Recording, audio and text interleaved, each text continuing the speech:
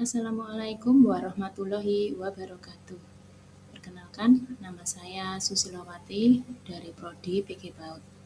Pada kesempatan kali ini, kita akan membahas hubungan timbal balik filsafat ilmu dan pendidikan, membedah eksistensi keilmiahan dan nilai-nilai dalam dunia pendidikan. Filsafat sebagai pisau analisis, instrumen pembedah. Filsafat ilmu bukan sekedar teori, melainkan alat kritis untuk membongkar asumsi dasar, memvalidasi metode, dan menimbang nilai dalam setiap kebijakan pendidikan. Ketajaman analitis, tanpa filsafat, pendidikan hanya menjadi rutinitas teknis. Filsafat memberikan ketajaman dalam melihat akar masalah pembelajaran secara sistematis dan radikal. Pilar yang pertama, ontologi pendidikan.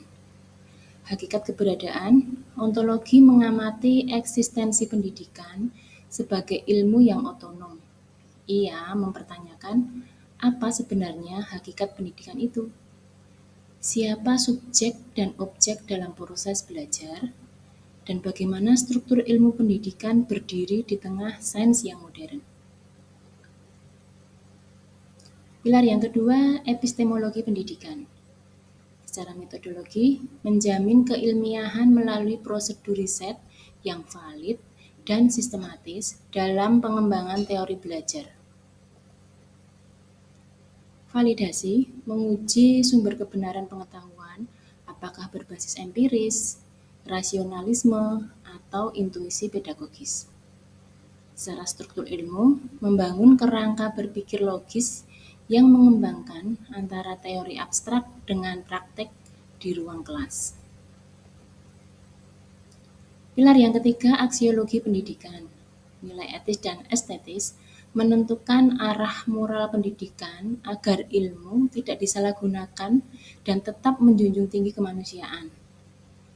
Tujuan akhirnya menjawab pertanyaan untuk apa kita mendidik, apakah untuk ekonomi, karakter, atau pembebasan intelektual.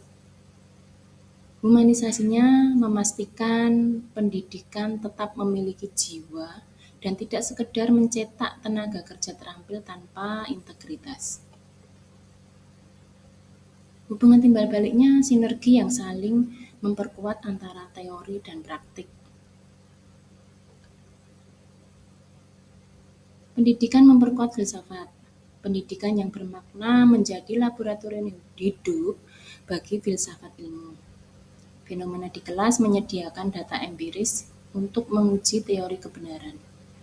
Setiap tantangan baru dalam praktik pendidikan mendorong redefinisi dan pengembangan paradigma baru dalam filsafat ilmu, menjaganya agar tetap relevan dengan zaman. Validasi melalui praktik. Bukti empiris ketika sebuah metode pendidikan berhasil membangun karakter, ia memberikan bukti nyata bagi asumsi aksiologis filsafat. Pendidikan yang bernilai tinggi membuktikan bahwa ilmu pengetahuan bukan sekedar konstruksi mental, melainkan kekuatan yang transformatif bagi masyarakat.